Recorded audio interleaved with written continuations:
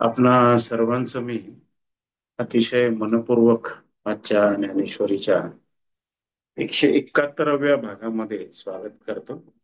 आपण सर्वजण आला आहात ही फार आनंदाची बाब आहे. तसं पाहिलं तर सार्वजनिक सुट्टीचा दिवस आहे. शनिवार, रविवार, सोमवार अशा सलग 3 दिवस सुट्ट्या चालू आहे. तरी आळस न ठेवता किंवा आळस सोडून काही चांगलं ऐकावं, सत्संग करावं हेतून तुम्ही आलात ही फार चांगली गोष्ट आहे.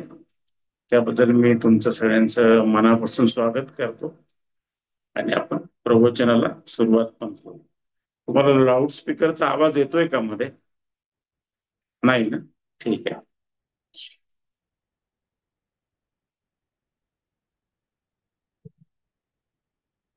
आपण सध्या अध्याय 14वा गुणातीत योग हा ज्ञानेश्वरीमध्ये बघतो आहोत आणि आपल्या असं लक्षात आलं आहे की भगवंताने आपल्याला सत्वगुण, रजोगुण आणि तमोगुण याच्याविषयी माहिती दिली. आणि मागच्या ओळीमध्ये आपण असं पाहिलं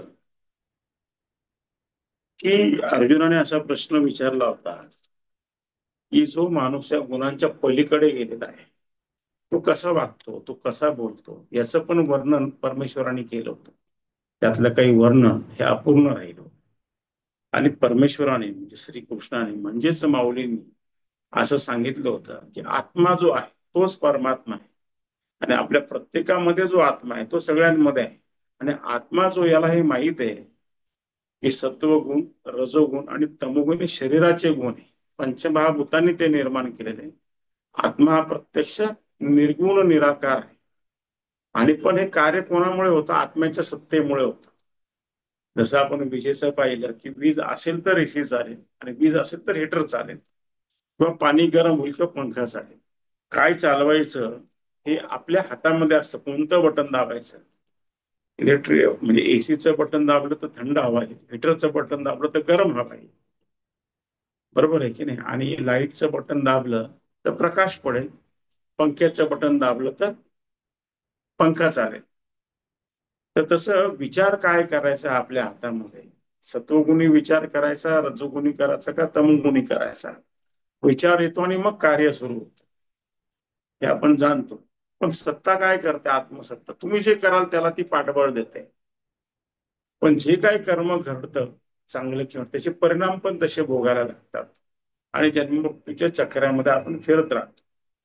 पण अर्जुन फार हुशार आणि त्याने असं विचारलं, या तिन्ही गुणांच्या पलीकडे जो गेलेला आहे असा जो सिद्ध पुरुष आहे हा गुणांच्या पलीकडे गेलेला कसा वागतो, कसा बोलतो मला सांगतो. आणि कृष्णाने त्याचं काही वर्णन मागच्या याच्यामध्ये सांगितलं. कृष्ण असं म्हणाले की तो जसं आकाश हे उदासीन असतं, उन्हाळा असो, हिवाळा असो, पावसाळा असो, आकाशाला त्याच्याशी काही घेणं देणं नसतं. तसा हा उदासीन असतो आपल्या जीवनामध्ये. एखादं कर्म भोगायला आलं, चांगलं वाईट काही पण, प्रारब्ध कर्मामुळे म्हणा किंवा कशामुळे पण, त्याचा त्याला दुःख नसतं आणि आनंद पण नसतो. आता पुढचा जो श्लोक आहे त्याच्यामध्ये भगवंत काय सांगतात ते म्हणतात, सुख आणि दुःख ज्याला समान आहे, जो आत्मस्वरूपाच्या ठिकाणी स्थिर आहे, ढेकूळ, दगड, सोने इत्यादी वस्तू ज्याला सारख्या आहे, प्रिय अप्रिय ज्याला समान आहे, जो धैर्यवान आहे, आत्मनिंदा स्तुती ज्याला समान आहे, त्याला गुणातीत समजा आहे. काय सांगितलं याच्यामध्ये की हा कसा माणूस आहे की त्याला सुख आणि दुःख हे दोन्ही समान आहे.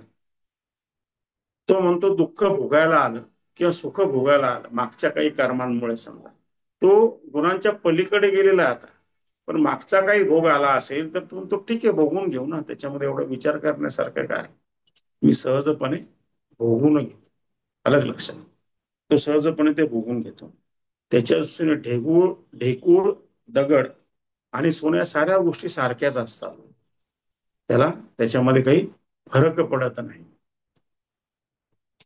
एखादा माणूस प्रिय आणि दुसरा अप्रिय असं पण त्याच्या दृष्टीने, ते सगळे त्याच्या दृष्टीने समान. त्यामुळे आपण बघतो की भगवान कृष्णांचंही जीवन पाहिलं आणि अलीकडे जे संत आले त्यांचंही जीवन पाहिलं तर त्यांना ज्यांनी त्रास दिला आणि ज्यांनी त्यांचा मान सन्मान ठेवला त्या सगळ्यांच्या प्रती ते सारखेच वागलेले. यांनी त्रास दिला त्याला शिक्षा व्हावी, त्याला शिव्या शाप द्यावा असं काही त्यांनी कधी केलेलं नाहीये. ते सगळ्यांच्या प्रती सारखेच वागलेले. आणि म्हणून त्याला गुणातीत समजावं. सामान्य माणसाचं काय होतं, एखाद्याला त्यांनी त्रास दिला, एखाद्या त्याची तमोगुणी वागला, तो त्याच्याबद्दल 10 दिवस 15 दिवस राग द्वेष करत राहतो. संतांचं तसं नाही. त्यानंतर भगवंत याचं पण भलं होते, जो जो करेल त्याचं भलं होते असं ते म्हणतात. आता संतांच्या बाबतीमध्ये असं होतं का खरंच? तर याचं एक तुम्हाला उदाहरण सांगतो. थोडस वेगळं आहे, पण थोडस याच्याशी जवळीक साधणार आहे ते. ते कसं आहे की स्वामी समर्थ ज्यावेळी हयात होते, त्यावेळी त्यांचा एक शिष्य होता. तो त्यांची सेवा वगैरे करायचा, सतत त्यांच्या बरोबर राहायचा.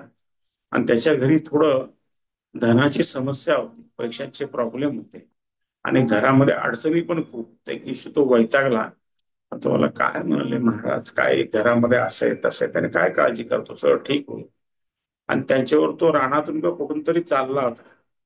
स्वामी समर्थ म्हणे, फार काळजी करतोच रे म्हणे, पण आता जातो घरी. म्हणजे थांब जा. त्यांनी एक साप उचलला, 1-2 साप उचलले आणि त्याच्या घे तुझ्याकडे घेऊन जा म्हणे घरी जाता. आता कोण साप नेईल सांगा बरं. तुम्ही साप नेईल का?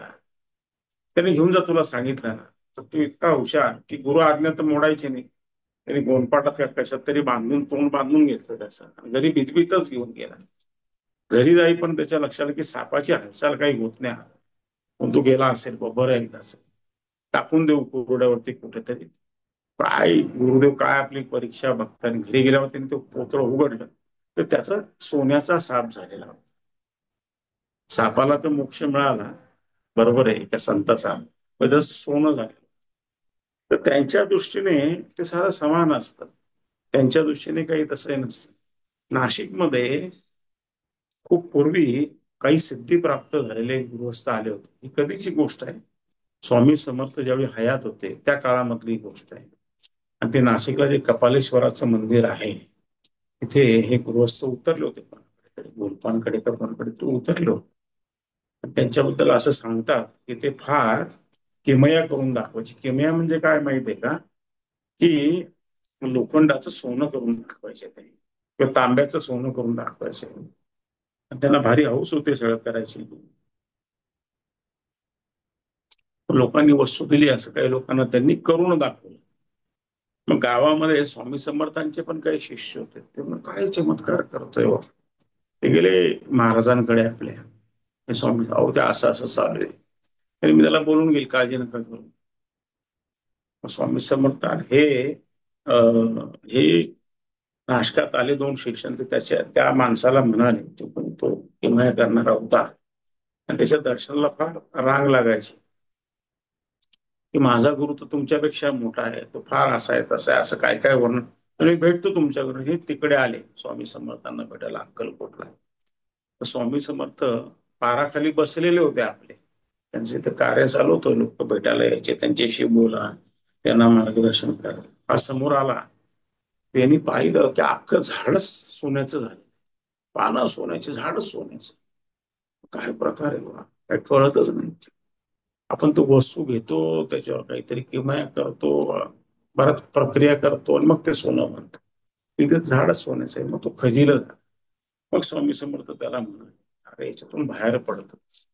आपल्याकडे जे लोक येतात त्यांना समाधान, शांतता आणि आत्मसमाधान द्यायचं असतं, धैर्य द्यायचं असतं जीवन जगण्याचं. हे खरं संतांचं काम आहे. तुम्ही काय करत बसलायस?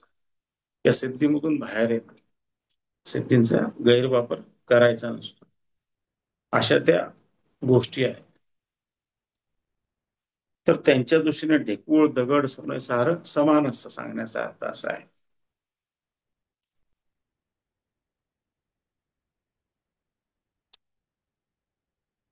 आता माऊलींनी याचे काही आपल्याला हे दिलेले आहे. हा जो श्लोक आहे याच्यावरती माऊलींनी काही ओव्या रचल्या. माऊली काय म्हणतात की तुम्ही जर एखादं वस्त्र पाहिलं, वस्त्राच्या पाठीपोटी स्वतःच्या धाग्याखेरीज काही नसते, त्याप्रमाणे चराचर विश्व आपल्या व्यापक ज्ञान दृष्टीने घालतो.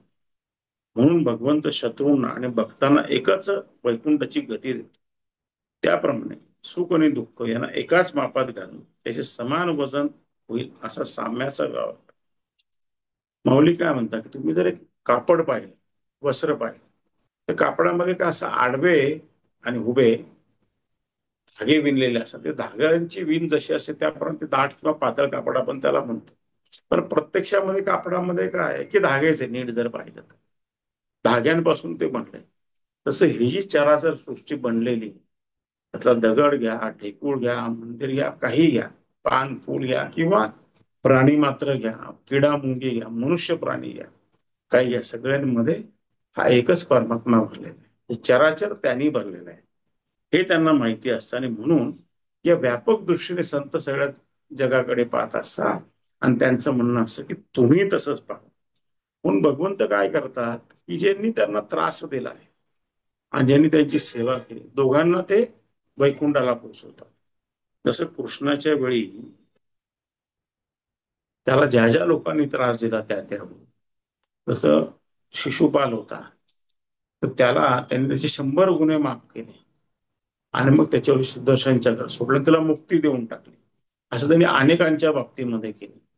सांगण्याचा हेतू काय की प्रत्येकाला त्यांनी गती दिली. इव्हन हे जे होते आपले भगवान नित्यानंद जे होते गणेशपुरीला, ज्या गुरु परंपरेमध्ये त्यांना काही लोकांनी त्रास दिला, पण त्यांनी त्या सगळ्या लोकांना त्यांनी काही ना काही दिलं. त्यांनी कधी कोणाचा द्वेष केला नाही. जो त्रास येईल त्याचंही भलं करायचं आणि जो सेवा करेल त्याचंही भलं करायचं. तर त्यांना माहिती प्रत्येकात तोच परमात्मा आहे. एखाद्याला ती जाण आलेली, एखाद्याला ती जाण आलेली नाही. ज्ञानी मनुष्य आणि सामान्य मनुष्यामध्ये फरक काय असतो? लोकांमध्ये एकच परमात्मा असतो, पण ज्ञानी माणसामध्ये त्या परमात्म्याचं प्रकटीकरण झालेलं असतं, म्हणून त्याला आपण गुरु, सद्गुरु, सिद्धपुरुष, ज्ञानी म्हणतो. इतकाच फरक असतो. आणि जो अज्ञानी आहे सामान्य मनुष्य, त्याच्यामध्ये ते प्रकटीकरण झालेलं नसतं. प्रकटीकरण होऊ शकतं पण तो प्रयत्न करत नसतो, एवढाच त्याच्यामध्ये फरक आहे.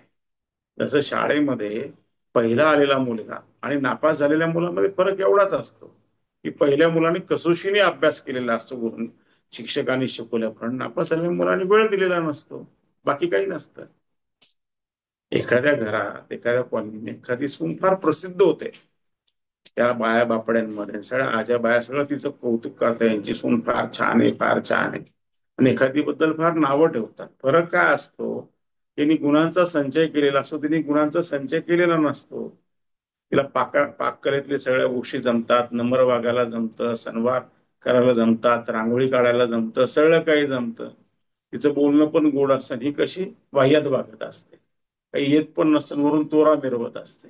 एवढाच फरक असतो, गुणांचाच फरक असतो. आता पुढे जाऊया. पुढे माऊली काय म्हणतात? एरवी तसा विचार केला असता असे दिसते की मनुष्य जेव्हा देहरूपी पाण्यात मासोळीसारखा अनन्य होतो, तेव्हा त्या सुख दुःखाचे सेवन करते. या मानी पुरुषाने हेच मुळी सोडलेले असते आणि तो आत्मस्वरूपी निमग्न झालेला असतो.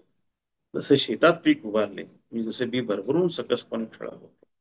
आता इथे माऊली काय म्हणतात की तुम्ही विरुद्ध दिशेने विचार करा. तुमच्या काय लक्षात येईल की जसा मासा पाण्यामध्ये असला की तो पाण्यामध्ये हे खात ते का इकडे तिकडे तिकडे तिकडे पळत राहतो, काहीतरी शोधत राहतो सतत, तो त्याचं जीवन त्या पाण्याशिवाय राहत नाही. तसं मनुष्य जो प्राणी आहे किंवा इतरही प्राणी ते देहामध्ये राहतात आणि देहाचाच विचार करत आहात. सतत देहाचा विचार करतात. मला खायला काय मिळेल, मला चांगले कपडे कसे मिळतील, मला गाडी घोडा कसं मिळेल, मला मान सन्मान कसा मिळेल, मला प्रसिद्धी कशी मिळेल, मला अमुक कसं होईल, मला तमुक कसं होईल. ते देहाचा सतत विचार करता, पण देहामध्ये जो परमात्मा आहे त्या आत्म्याचा ते विचार करत नाही, साधनेचा विचार. म्हणून त्याला सुख आणि दुःख भोगायला लागतात. अन्यथा त्यांनी जर देहाच्या पलीकडे असलेल्या आत्म्याचा विचार केला, त्याला सुख दुःख भोगायला लागणार नाही. तर हे आपण पाहिलं की आपण जीवनामध्ये देहाचे लाड करत राहतो, देहाकरता जगतो, आणि देहाच्या आतमध्ये जो आत्मा आहे त्याची आपण साधना करत नाही आणि त्याचं भान आपण ठेवत नाही, आत्मभान. त्याच्यामुळे काय होतं, आपल्याला सुख आणि दुःखही भोगायला लागतात. म्हणजे आपण साधना केली पाहिजे. पण मानी पुरुषाचं काय असतं, हा जो आहे ज्याच्याबद्दल त्यांनी 3 गुणांच्या पलीकडे जो गेलाय त्याबद्दल ते काय म्हणतात माऊली, तो आपल्या आत्मस्वरूपामध्ये एकदम मग्न असतो. का मग्न असतो? जसं तुम्ही शेतामध्ये भरभरून आलेलं पीक पाहिलं असं छानपैकी, तुमच्या काय लक्षात की ते बीज आहे ते फुललं, त्याचं रोप झालं, त्याने आता मोठं रूप झालं, त्याने आता फळं धारण केलेले. तसे या मानी आणि पुरुषाचं झालेलं असतं की तो त्या अवस्थेला गेलेला असतो, आपल्या आत्मानंदामध्येच तो मग्न असतो. देहाचे लाड करणं, देहाला सजवणं, देहाकडे लक्ष देणं, याच्यामध्ये तो राहत नाही, आणि म्हणून त्याला ती अवस्था झालेली असते. पुढे माऊली म्हणतात किंवा गंगेच्या प्रमाणे गंगा पात्राला सोडून आणि समुद्राच्या अथांग प्रवास सहभागी होऊन आपली खळखळ वाहण्याची घाई जशी नाहीशी केलेली असते, त्याप्रमाणे देह तादम्य सोडून ज्याची ब्रह्मस्वरूपाच्या ठिकाणी वस्ती झाली, ज्याला देहाचे ठिकाणी सुख हे हर्ष विकार रहित, तसे दुःख देखील विषाद विकार रहित असते. रात्र आणि सूर्योदय दोन्ही जशी खांबाला सारखी, तशी आत्मस्वरूपी रममान झालेल्या पुरुषाच्या जीवनात सुख दुःख, फायदा तोटा इत्यादी द्वंद्व सारखेच. आता इथे माऊली अजून एक उदाहरण देतात. ते काय म्हणतात की गंगा किंवा कुठली नदी जर तुम्ही पाहिली, ती कुठेतरी डोंगरामध्ये उगम पावते, छोट स्वरूप असतं, आणि ती समुद्राच्या ओढीने वाहत राहते. कितीतरी डोंगरांवरून ती खाली पडते, कितीतरी वळणं घेते, कुठे कुठे करते, ओढे नद्या, ओढे नद्या, छोट्या नद्या पण आपल्यामध्ये सामावून घेते, कोणाला नाही म्हणत नाही, ते विना तक्रार पुढे जाते. लोकांनी तिच्यामध्ये घाण टाकली नाही टाकली, काय टाकली, ते सगळं घेऊन अंतिमता ती समुद्राच्या ओढीने जाते. शेवटी एकदा समुद्रामध्ये ती विलीन होते, आणि त्या समुद्राच्या पाण्याशी हिचं पाणी एकरूप होऊन जातं. हिचं पाणी वेगळं ओळखता येत नाही, हिचं आणि समुद्राचं पाणी एक झालं. तसा हा जो माणूस आहे, हा साधना करता करता परमेश्वराशी लीन होऊन जातो, आत्मस्वरूपाशी लीन होऊन जातो, त्याला दुसरं काही भान राहत नाही.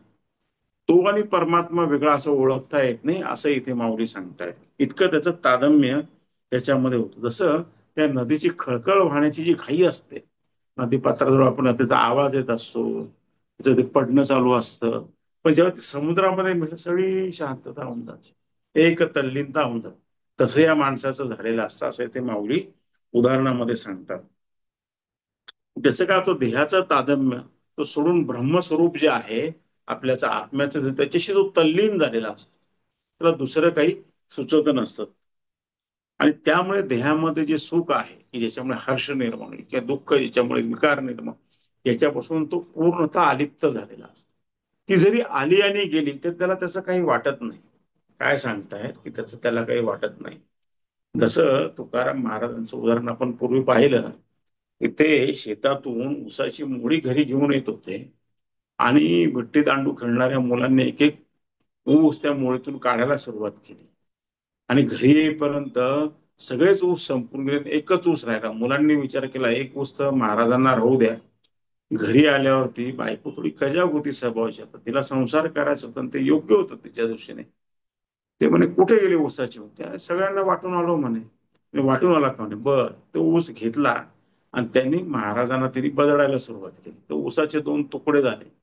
महाराज म्हणले किती छान, अर्धा तू खा अर्धा मी खातो.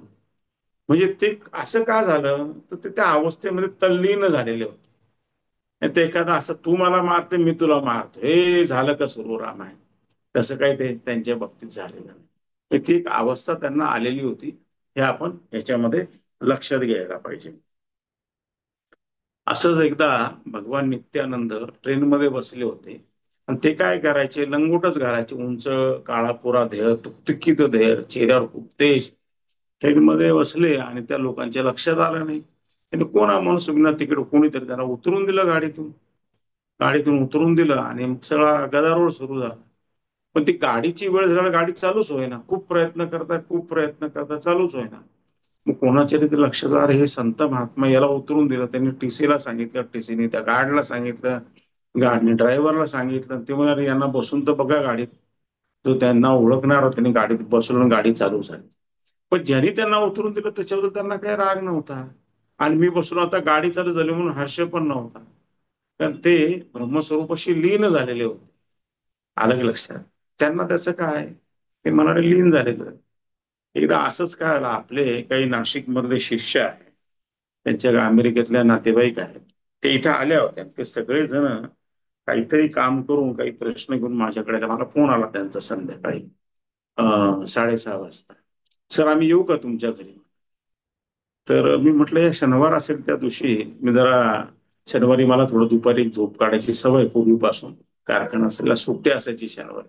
म्हटलं या, म्हटलं माहिती म्हटलं अगं ते सगळे येत आहेत म्हटलं, दोघं तिघ जण बहीण भाऊ. त्यामुळे बरं, मग ते आले. तर मी म्हटलं तर काय यांचा प्रश्न ऐकू आपण. मी आपलं झोपेतून उठलो, चोळबीळ भरली, फोनवर उठलं, बसलो. तर मग त्यांनी काही प्रश्न विचारले, संसारिकच प्रश्न होते, त्यांची मी उत्तर दिली. तर ते नंतर मला 2 दिवसांनी सांगत होते की सर काय झालं माहितीये का, तुमच्याकडे आम्ही आलो ना, दिवसभर फार फिरफिर फिरफिर आम्ही केली होती, इतक्या ठिकाणी गेलो होतो, आमची कामांची धावपळ धावपळ, इतके आम्ही दमलो होतो, आमच्यामध्ये त्राणच नव्हतं म्हणे काही, काहीच त्राण नव्हता म्हणे आमच्यामध्ये. तुमच्याकडे ना असं आम्हाला थोड्या वेळात झालं, आत्ताच आम्ही झोपेतून उठलोय, आत्ताच आमची आंघोळ झाली, इतकी प्रसन्नता, इतकं ताजतवाना. कसं काय झालं? म्हटलं मलाही माहिती नाही बाबा कसं काय झालं ते. तुमच्या लक्षात आलं का? सांगण्याचा भाग काय याच्यामध्ये, जो आत्मस्वरूपी निमग्न असतो, ते कार्य चालू राहतं, परमात्मा कार्य करत असतो, तू कर नाही तर नको करू बाबा, मी हजर राहतो, पाहून घे तुझं काय करायचं ते. आलं लक्षात? अशी ती अवस्था असते. आता एखादा खांब असेल आपल्या घरामध्ये किंवा वाड्यामध्ये खांब आहे किंवा रस्त्यामध्ये इलेक्ट्रिकचा खांब आहे, तर माऊली काय म्हणतात, त्यावेळी इलेक्ट्रिसिटी नव्हती, त्यावेळी साधे खांब असेल तर ते काय म्हणतात, एखादा वाड्यातला खांब आहे, त्याला रात्र काय आणि दिवस काय त्याच्या दृष्टीने सारखीच, त्याला काय फरक पडतो.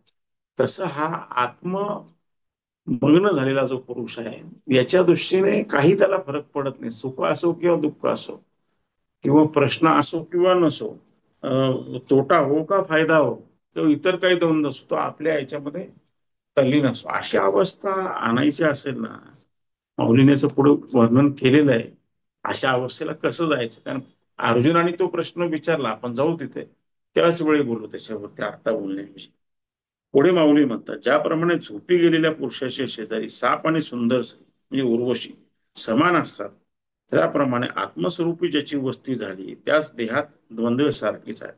म्हणून अशा पुरुषाच्या दृष्टीला शेण आणि सोने, तो हिरा आणि गाळ यामध्ये कोणताही भेद दिसत नाही. आता अजून माऊली एक उदाहरण देते, एखादा म्हणून गाढ झोपी गेलेला आहे, दमला आणि गाढ झोपलाय, त्याच्या शेजारी एक सुंदर स्त्री, जिला आपण उर्वशी म्हणून, ती येऊन झोपली, तर त्याला काय कळणार आहे? तो तर आपला गाढ झोपलेला आहे, त्याला काय फरक, आपला गाढ झोपलेला आपला. किंवा त्याच्या शेजारी एखादा साप किंवा नाग आला, विषारी साप आला, तर त्याला काय फरक पडणार आहे, माऊली म्हणतात. हे आपण याच्यामध्ये पाहिजे ते म्हणतात. त्यामुळे असं हे संतांचं किंवा सिद्ध पुरुषांचं वागणं असतं. त्यांच्या दृष्टीने शेण गाईचं किंवा म्हशीचं शेण किंवा सोनं देखील सारखंच असतात, हे तुम्ही लक्षात घ्या, असं माऊली आपल्याला समजवताना सांगतात.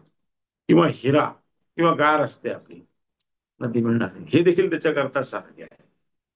पुढे ते म्हणतात, स्वर्गसुख त्याच्या दारात चालत येवो अथवा वाघाचा हल्ला हो, त्याची ब्रह्म ऐक्य स्थिती तिळमात्र टळत. त्याच्याकडे स्वर्गसुख जरी आलं, एक भोगायला जरी आलं, आणि एखादा वाघ जरी घरात आले, तर त्याची स्थिती ढळत नाही. राजा जनक जो होता, तर राजा म्हणजे जनक हे त्यावेळेस त्यांचं आडनाव होतं, तर राजा जनक, तो त्या परंपरेमध्ये जो एक जनक होऊन गेला, तो सिद्ध पुरुष होता, त्याला परमात्म्याची प्राप्ती झालेली होती. तर एकदा त्याच्याकडे एक माणूस शिकायला आला, आत्मविद्या, आपण जसं गुरुकडे दीक्षा गेला, त्यांनी पाहिलं, अरे हे तर महाराज बसलेले आरामशीर, दासी वगैरे पाय चेपताय, गाद्या घेतली, म्हणे त्यांच्याकडे काय शिकायचं म्हणे, त्यांच्याकडे तर वैराग्य काही दिसतच, काही चिन्हच दिसत नाही म्हणे. मग ते मला त्याच्यावर जाऊ नको, हे सुख असली काय नसली काय मला काय फरक पडतोय म्हणे, तुझा हा गैरसमज होतोय माझ्याबद्दल, हे तू काढून टाक म्हणे. याचं अजून एक उदाहरण मी तुम्हाला सांगतो, पूर्वी मी तुम्हाला सांगितलं आहे, एक फार मोठे संत होऊन गेलेले सुफी संतांमध्ये, त्यांचं मी तुम्हाला नाव सांगतो, मला नाव थोडं विसरायला होतंय, नाव आठवलं की मी तुम्हाला सांगतो. तर त्यांनी खूप प्रकारच्या साधना केल्या, इतक्या प्रकारच्या साधना केल्या, म्हणजे विहिरीवरती खांब लावायचा, त्याला उलट टांगून घ्यायचं आणि साधना करायची. अनेक प्रकारच्या शरीराला पीडा देणाऱ्या साधना केल्या, त्यांना बऱ्याच सिद्धी प्राप्त झाल्या. काय आलं त्यांना? बऱ्याच सिद्धी प्राप्त झाल्या. आणि मग त्यांच्या असं लक्षात आलं, एवढं सगळं मला मिळालं आहे, तरी पण मला परमेश्वराची काही प्राप्ती झालेली नाही, मला ते जे अंतिम सुख आहे, अंतिम समाधान आहे, ते मला काही मिळालेलं नाही. आणि मग त्यांना कोणीतरी सांगितलं की तू गुरुचा शोध घे, गुरुनी मम म्हटल्याशिवाय त्याने तुला जवळ केल्याशिवाय तुला प्राप्त होणार नाही. गुरु हा करायलाच लागतो. तर कुठे मिळेल म्हणून ते गुरुच्या शोधामध्ये बाहेर पडले. फरीद नाव त्यांचं बरं का, फरीद. हे फरीद जे होते यांच्यावरती ओशोंची बरीच युट्यूब वरती प्रवचन आहे. तर त्यांच्याबद्दल बऱ्याच लोकांनी लिहिलेलं पण आहे, ते तुम्ही वाचू शकता, ऐकू शकता. ते फरीद जे होते हे गुरुच्या शोधात बाहेर पडले. तर त्यांना एका झाडाखाली एक संत बसलेले दिसले. त्यांच्या लक्षात आलं नाही पहिल्यांदा संत, तर ते ख्वाजा गरीब नवाज होते. ज्यांचा दर्गा कुठे तुम्हाला माहिती आहे, अजमेरला दर्गा आहे. आणि या समाजामध्ये, मुसलमान समाजामध्ये ख्वाजा गरीब नवाजांना फार मोठी मान्यता आहे. तर ते ख्वाजा गरीब नवाज त्यांच्या समकालीन होते आणि ते एका झाडाखाली बसले. त्यांची आपली साधना चालू होती. झाड पूर्णपणे वाळलेलं होतं. ते आले आणि यांनी पाहिलं, अरे काय झाडाखाली बसले, याला माहिती नव्हतं की असं सिद्ध पुरुष आहे. त्यांनी पाहिलं असं आणि त्यांच्या लक्षाला झाड वाळलेलं, यांच्या अंगावर काही सावली बिली पडत नाही. त्यांनी मनात काहीतरी पुटपुटलं आणि त्या झाडाला एकदम हिरवी पाली काय. तो ख्वाजा गरीब नवाज जे होते, गरीब नवाज, तर ख्वाजा आहे त्यांच्याकडे हा कॉमन शब्द आहे. गरीब नवाज जे होते त्यांनी पाहिलं असं झाडाकडे डोळे पाले, ते काही पुटपुटले, सगळी पानं गळून पडली, परत झाड वाळलेलं. यांनी पाहिलं, यांनी परत तो, यांनी डोळे म्हटले, परत यांनी तो प्रयोग केला. असं 2-3दा झालं. त्यांनी पानं काढली. ते त्याला म्हणाले फरीदला, अरे तुला सिद्धी मिळाली मला माहिती आहे, त्याचं काय उपयोग? तो अजून अंतिम जी अवस्था असेल त्याला पोहोचलेला नाही, त्याची प्राप्ती कर. तर म्हणे तुम्ही तर मोठेच दिसताय, पण मी तुझा गुरु नाही. हा म्हणे मला ते शिकवा म्हणे. त्याने तू गुरु केल्याशिवाय आणि गुरुनं शरण गेल्याशिवाय तुला ती अवस्था प्राप्त होणार. त्यामुळे मला द्या. ते म्हणे मी तुझा गुरु नाही म्हणे, मी तुला सांगतो प्रत्येकाचा गुरु हा ठरलेला असतो. त्याने कोण आहे म्हणे माझा गुरु? तू जा म्हणे, तुझा गुरु एक राजा आहे, राजा अमुक अमुक, असं त्यांनी त्याला सांगितलं. तर हे फरीद जे आहे हे तिकडे जायला निघाले, शोध एका गावात गेले. त्यांना कळलं या गावामध्ये ते आहेत म्हणून. तर गावात गेले तर कोणीतरी चौकशी करत होते ते आपले.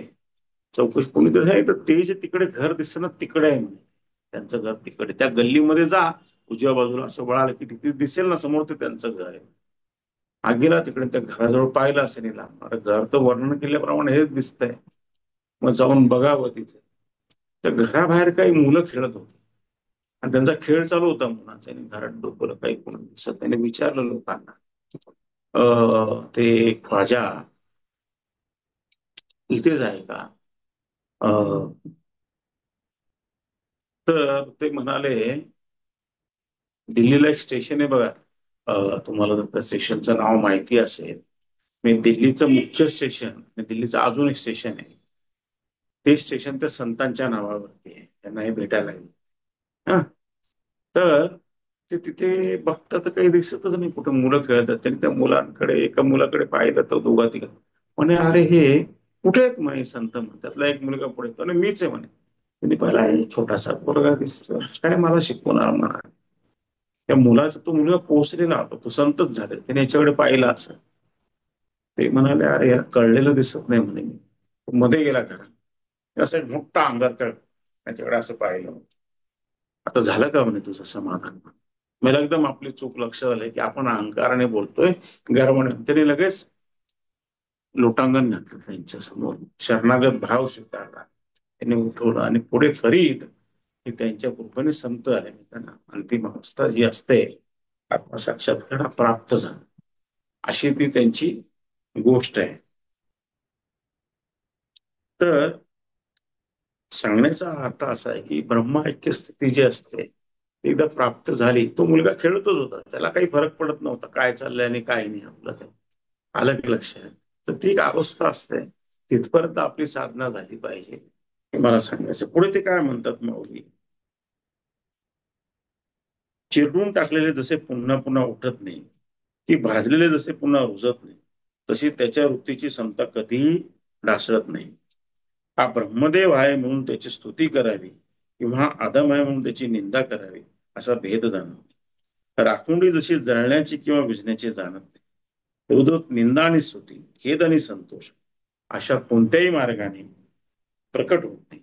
जसे सूर्याच्या घरी अंधार उजेडी कल्पना नाही, तशी त्या ब्रह्मस्वरूप पुरुषाच्या ठिकाणी सुखदुःखाची कल्पना नाही. आता इथे माऊली काय सांगतात, माऊली परत सांगतात की एखादी गोष्ट चिरडून टाकली आपण, असं बुलडोझरच्या खाली एखादी गोष्ट चिरडली गेली किंवा त्या काळामध्ये हत्तीच्या पायाखाली एखादी गोष्ट चिरडली, ती काही परत रुजू शकत नाही. दाण्याचं बी असेल समजा एखादं, ते बी चिरडलं गेलं हत्तीच्या, ते काही परत रुजणार नाही. किंवा भाजलेला एखादं बियाणं असेल तर ते काय जमिनीमध्ये रुजणार नाही. तसं तप्त आहे, भाजून भाजून साधना होऊन एकदम तप्त झालाय, सिद्ध झालाय, त्याच्या बाबतीत काय परत त्याला परत कसला मोह, त्याला दैनंदिन जीवनातला काय मोह, हे माऊलींना इथे सांगायचंय. त्यामुळे हा जो सिद्ध पुरुष असतो, याला ब्रह्मदेव भेटायला आला किंवा एखादा अधम माणूस आला नीच प्रवृत्तीचा, तरी त्याच्या दृष्टीने दोघांचं समान पद्धतीने स्वागत करतो. तो दोन्ही माझ्या दृष्टीने सारखे, दोघांमध्ये तोच परमात्मा आहे. अलग लक्षात. किंवा एक राख झालेली ती जळण्याचं किंवा परत पेटण्याचं जसं संभवत नाही, त्याप्रमाणे या माणसाचं काय असतो, ब्रह्मा ऐक्य स्थितीमध्ये विलीन झालेला असतो. तेव्हा त्याच्यामध्ये फरक पडतो. कारण अर्जुनाने काय विचारलं, तिन्ही गुणांच्या पलीकडे गेलेला कसा असतो, म्हणून कृष्ण एवढं वर्णन करतो. माऊली त्याला साहजिक असे दैनंदिन जीवनामध्ये उदाहरण सांगतात. त्यामुळे ह्या माणसाकडे काय आहे की निंदा स्तुती याच्याने कशाने, निंदा कोणी केली तरी तो ठीक आहे, काही हरकत नाही. खूप स्तुती केली तरी त्याच्याने तो भाळून जातो, तो काही हरकत, जसं तुम्हाला बोलायचं तुम्ही बोला, माझ्यावर त्याचा काही परिणाम होणार नाही. त्यामुळे सगळ्या स्थितीमध्ये तो सारखाच असतो. जसं सूर्याच्या घरी अंधार असतो का, कधीच नसतो. सूर्य तर काय प्रकाशमान असतो, सूर्याने कधी अंधार पाहिलाय का नाही. तसं या माणसाच्या आत्मऐक्य स्थिती जी असते त्याची, ती कायम टिकलेली असते. एकदा आली आणि ती परत गेली असं होत नाही. आली म्हणजे आली, ती परत जाणे नसते त्याच्यामध्ये, हे आपण याच्यामध्ये समजून घेतलं. त्यामुळे अशा ब्रह्मस्वरूप झालेल्या पुरुषाच्या ठिकाणी सुख आणि दुःखाची कल्पना नसते, हे आपण याच्यामध्ये समजून घ्यायला पाहिजे. तर आज आपण आलात आणि सगळ्या जणांनी वेळ दिला, तर तुमच्या हृदयातल्या कृष्णाला मी पुनश्च एकदा वंदन करतो. तुमच्यामधला जिज्ञासू जो अर्जुन आहे त्याला पण मी वंदन करतो. माझाही तुम्ही ज्ञानेश्वरीचा अभ्यास करून घेतात, चिंतन करून घेतात, म्हणून मी तुमचे आभार मानतो. असंच मला बोलतं करा आणि अभ्यास करून घ्या, हीच सगळ्यांना विनंती. जय श्रीराम. श्रीराम.